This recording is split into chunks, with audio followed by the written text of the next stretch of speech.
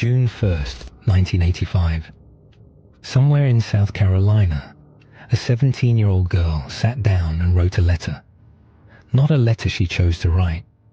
Not a letter anyone should ever have to write. It was 2 pages long, handwritten. And at the top, in her own words, she titled it, Last Will and Testament. She wrote about her family. She told them she loved them. She asked them not to let this break them. She apologized to her father for using a swear word, because even then, even there, she was still herself, still the girl they raised.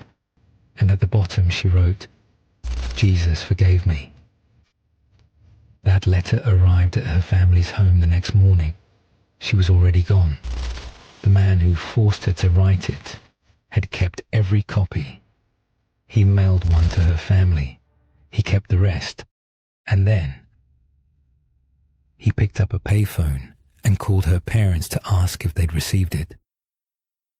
Today, we are going into one of the most psychologically disturbing cases in American criminal history, not because of the violence alone, but because of what came around the violence, the phone calls, the control, the cruelty that wore a smile. This is the story of Larry Jean Bell, and I need you to stay with me all the way through, because by the end, you're going to understand something about evil that most people spend their whole lives never having to confront. To understand what happened in the summer of 1985, you have to understand what South Carolina felt like before it happened. Lexington County, in the Midlands region of the state. This was quiet America, the kind of place where people left their doors unlocked, where kids rode bikes until sunset, where neighbors knew each other by name and by habit. It was the kind of community where, if a stranger drove too slowly down your street, someone would notice. Or so they thought, because between May 31st and June 27th, 1985, just 28 days, that community would experience something that shattered every assumption it had ever made about its own safety. 2 girls would go missing, both from places they were supposed to be safe, both in broad daylight, both within a mile of their own homes. And between those 2 abductions, a phone would ring, again and again and again, in the Smith family's house. A voice on the other end, sometimes calm, sometimes taunting, always in control. What unfolded over those 28 days would become the largest manhunt in South Carolina history, would pull in the FBI's most celebrated criminal profiler, would shake a state to its core, and would end with a man sitting across from John Douglas, the real-life mind hunter, and saying something so chilling that Douglas never forgot it for the rest of his career. We'll get there. But first, let's go back to where this actually begins. Larry Jean Bell was born on October 30th, 1949, in Ralph, Alabama. Halloween Eve. I'm not going to make anything of that. But I mention it because it's the kind of detail that, in retrospect, feels like the universe had a dark sense of humor. He grew up moving frequently across the American South, the kind of upbringing that doesn't leave you with deep roots anywhere. He trained as an electrician, which gave him a practical technical mind, an understanding of how things are wired together, how systems work, how to make something function the way you want it to. He would put those skills to use in ways his instructors never anticipated. By 1972, Bell had settled in Rock Hill, South Carolina, married, seemingly stable, another face in another neighborhood. The marriage ended in divorce by 1976, and here is where I need to stop and give you a detail that the headlines consistently bury, because it is the single most important fact in this entire case, for understanding how the system failed. During the 1970s, Larry Gene Bell attempted to abduct at least 3 women. 3. He used a knife. He used a starter pistol. He physically attempted to take women against their will on at least 3 documented occasions. He was convicted for one of these attacks and served a 3-year prison sentence. 3 attacks, 1 conviction, 3 years. He was released. I want you to sit with that for a moment, not to assign blame to any single person or institution, but to feel the weight of what that sequence of events actually means. By the time Larry Gene Bell pulled up behind a 17-year-old girl's car on a Friday afternoon in May 1985, he had already demonstrated on multiple occasions to multiple witnesses with multiple victims exactly what he was capable of, and the world had handed him back his freedom. What happened next is not inevitable. Nothing is inevitable, but it is connected, and pretending otherwise would be dishonest. Before we get to the summer of 1985, we need to go back 6 months earlier, because the story of Larry Gene Bell didn't start with Shari Smith. It started with a 26-year-old woman named Sandee Elaine Cornett. On November 18, 1984, Sandee arrived home at her apartment in Charlotte, North Carolina, at approximately 6:30 in the evening. A neighbor saw her. That neighbor was the last person to see her alive. When she didn't show up for work the next morning, the call was made. She was reported missing. Bell was immediately considered a person of interest. He had worked with her former boyfriend at Charlotte Douglas International Airport, had attended a party at her home, and was known to her. But there was no body, no crime scene, no physical evidence strong enough to charge him. He denied everything. He did, however, in what investigators found deeply suspicious, make statements about where she might be. He even drew a map. A map. Sandee Cornett's remains have never been found. For decades, her case sat in a cold file. A woman who vanished, whose family never got to bury her, whose story was overshadowed by the more publicized cases that came after. It wasn't until February 2025, 40 years later, that the Charlotte-Mecklenburg Police Department formally and officially identified Larry Gene Bell as Sandee Cornett's killer. 40 years. Her family waited 40 years for someone to say her name in that context officially. I think about that every time I hear people say that justice was served in this case. For Sandee Cornett's family, justice was slow, incomplete, and came decades too late. Her name is Sandee Elaine Cornett. She was 26 years old.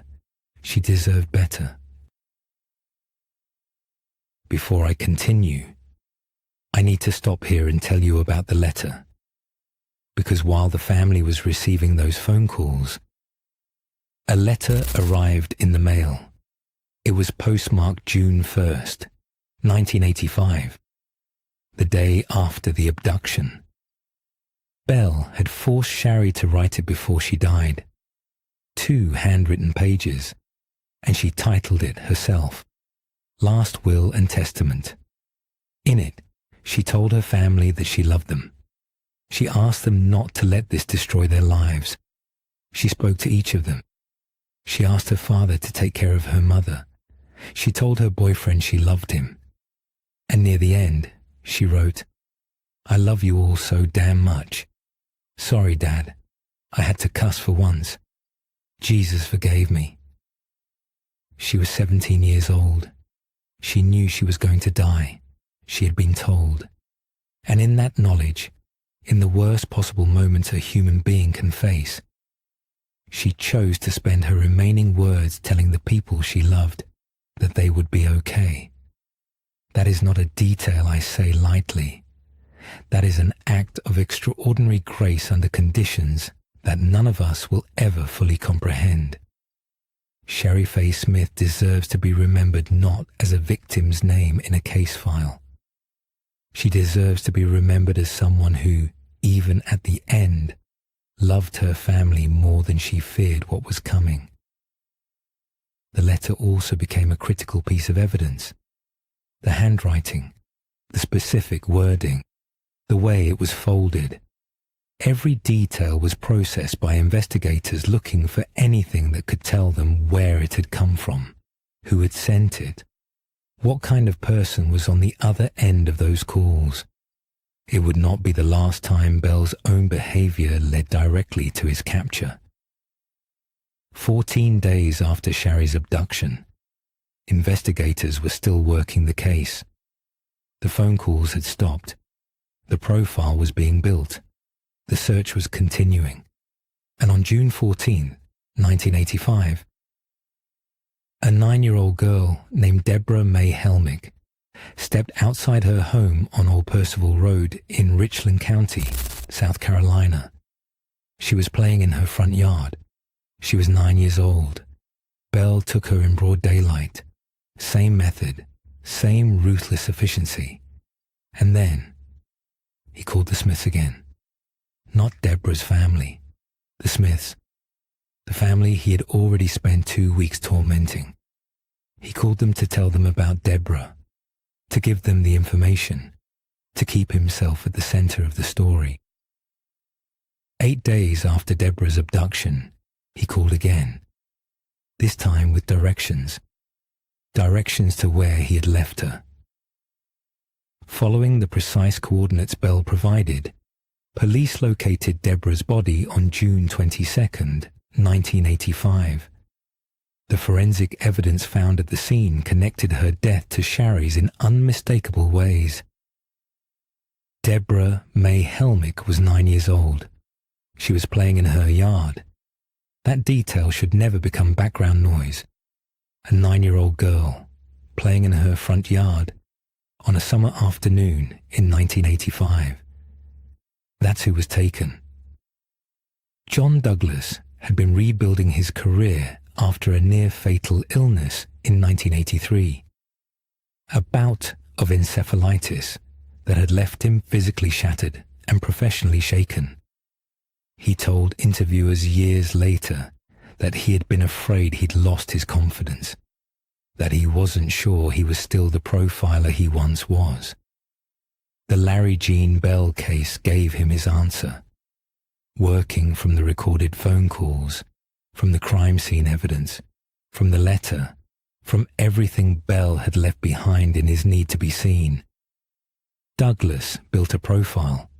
White male, mid-30s, failed marriage, prior history of sexual offenses, background in electronics, explaining the voice distortion device, familiar with the terrain. He knew the victims weren't random. He knew this man selected deliberately, planned carefully, and craved control above everything else. But the most important insight Douglas developed, the one that would directly lead to Bell's arrest, was this. Bell was not hiding from attention. He was seeking it. He wanted to be known. Not publicly, but personally. He wanted the Smiths to know who held the power. He wanted investigators to feel his presence. And that need, that craving, was ultimately going to betray him. The breakthrough came through an almost cinematic coincidence. A South Carolina couple had been away visiting their son in Alabama.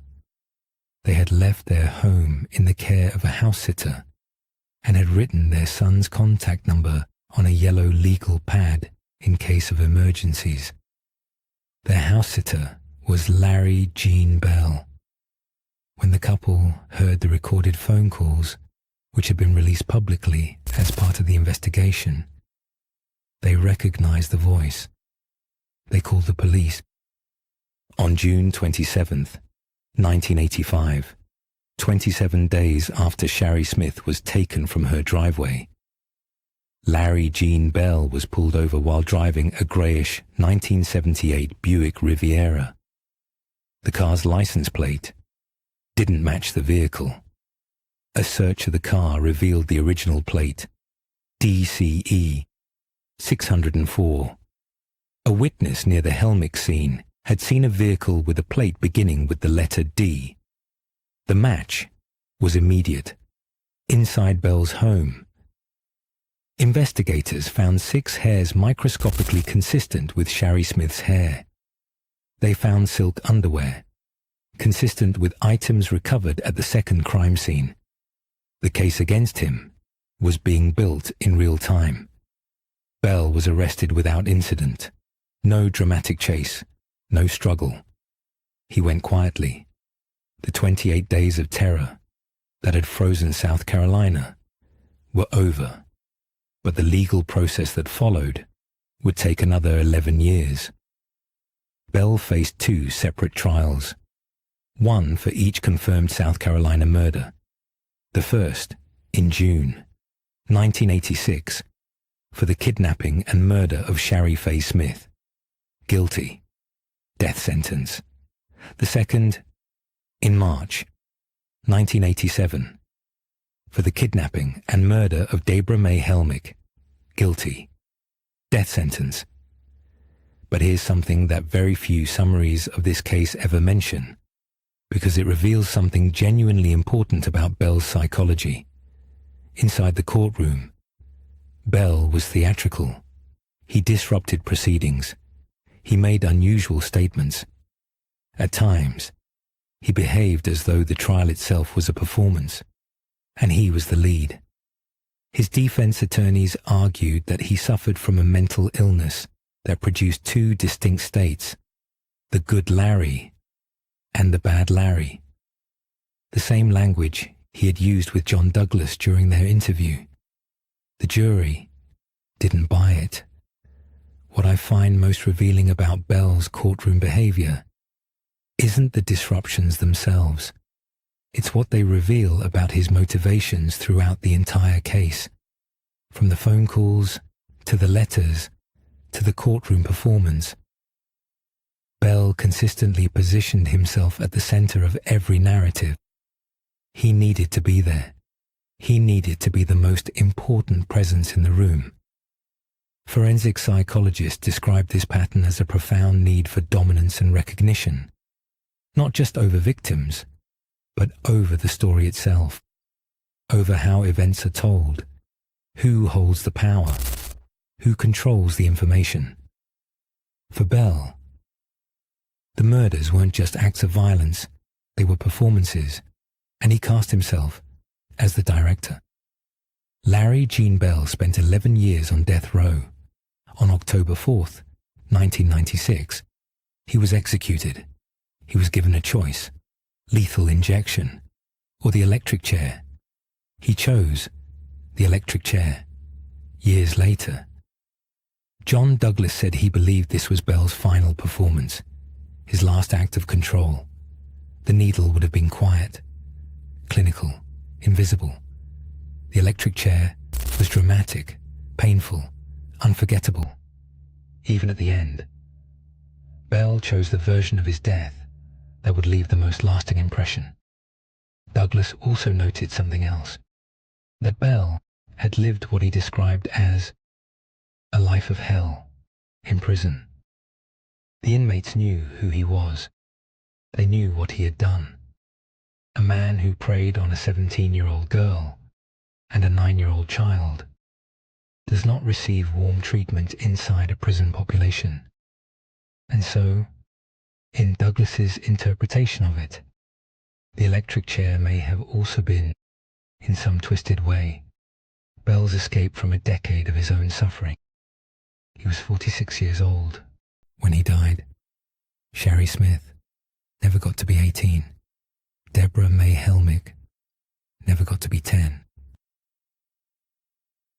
One of the things I believe true crime gets most wrong, consistently, across almost every platform, is treating the story as over once the killer is caught or executed.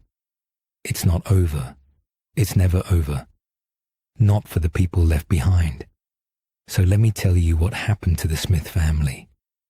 Dawn Smith, the sister who stayed on those phone calls, who stalled for time, who let a killer's voice fill her ear night after night because investigators asked her to, went on to become Miss South Carolina in 1986, 1 year after her sister was taken, 1 year after those phone calls.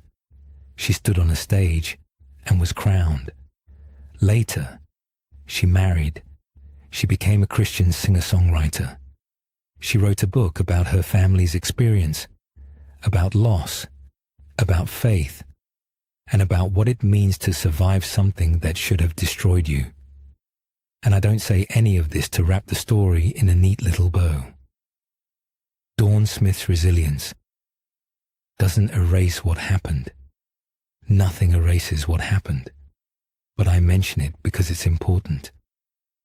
In a case defined by a man who tried to destroy a family, that the family didn't break. He tried to take everything from them. He didn't. And Sandee Cornett's family, the family of the first victim, the forgotten victim, waited until 2025 to have her name officially connected to Bell's crimes.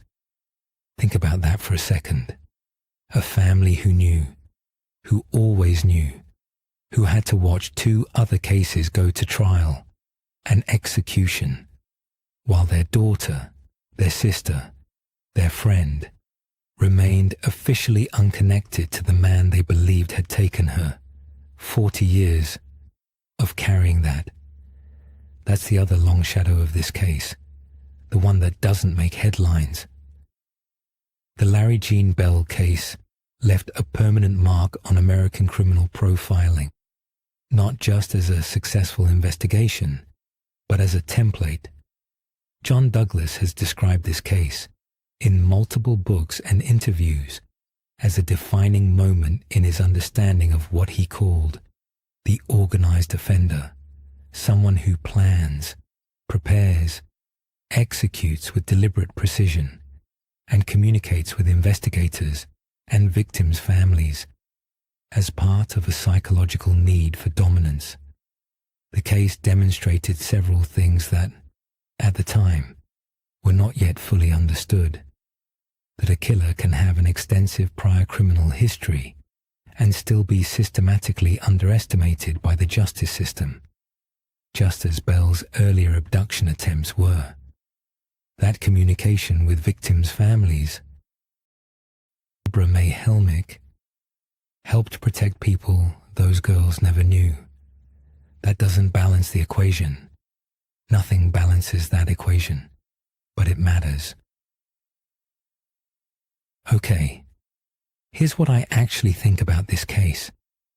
Not the analytical framing, not the forensic psychology language. Just what stayed with me after spending real time with it. The thing that doesn't leave me is the phone calls. Not because of what Bell said during them, though that's horrifying enough, but because of what the family had to do to stay on the line.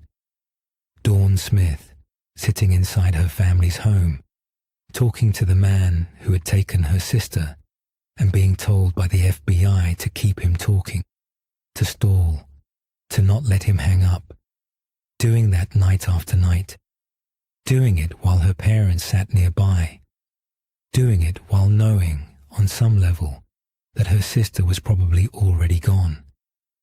That takes something I honestly don't have a word for. It's not just courage.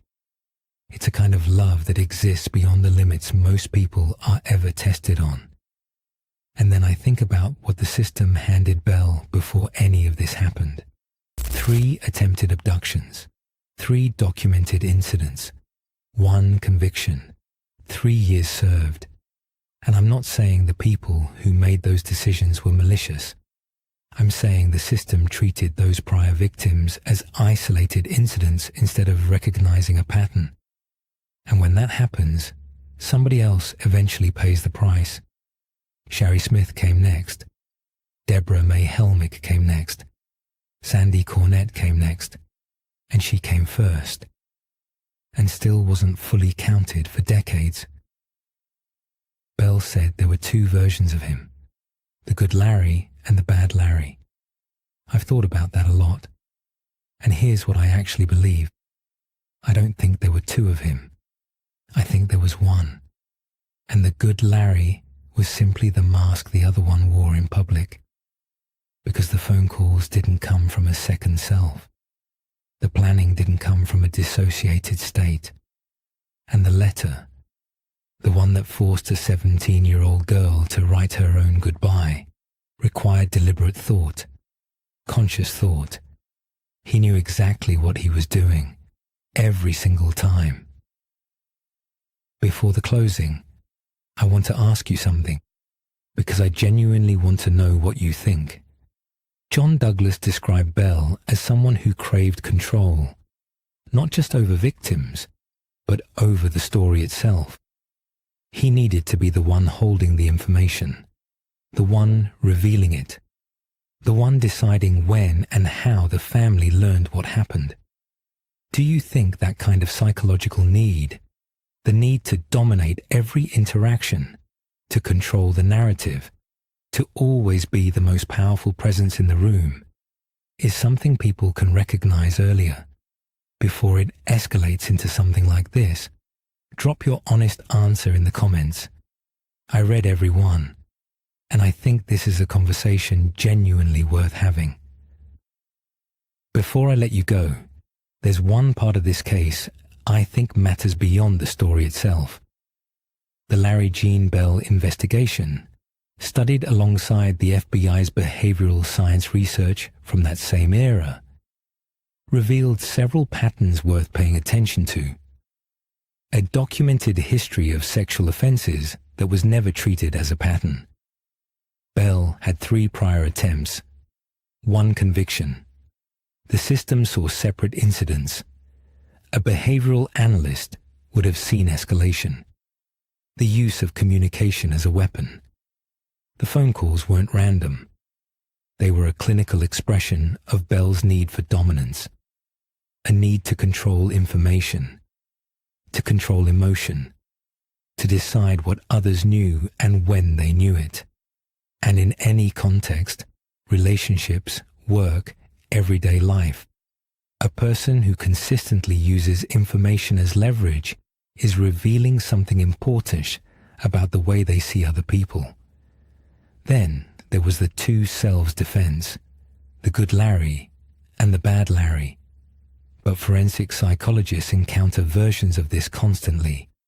Not split personalities, not possession, compartmentalization. The ability to behave normally in public while maintaining a hidden interior life built on entirely different rules.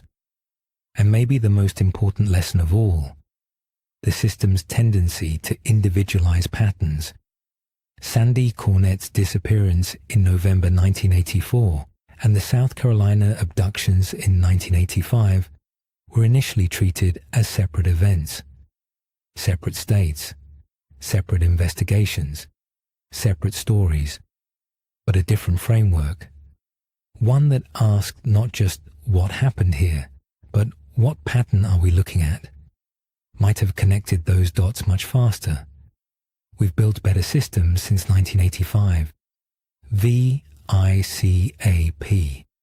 National Databases, Interagency Communication Protocol. These systems exist because of cases like this. Whether they're enough, that's still a question worth asking. One last thing before we close. In cases like this, cases that get studied, profiled, documented, turned into books and films and FBI training modules, it's easy for the names to get swallowed. So let me say them clearly. Sandee Elaine Cornett, 26 years old, Charlotte, North Carolina, November 18th, 1984, still waiting to come home. Shari Faye Smith, 17 years old, Lexington, South Carolina, May 31st, 1985, 2 days before her graduation. A singer, a daughter, a sister.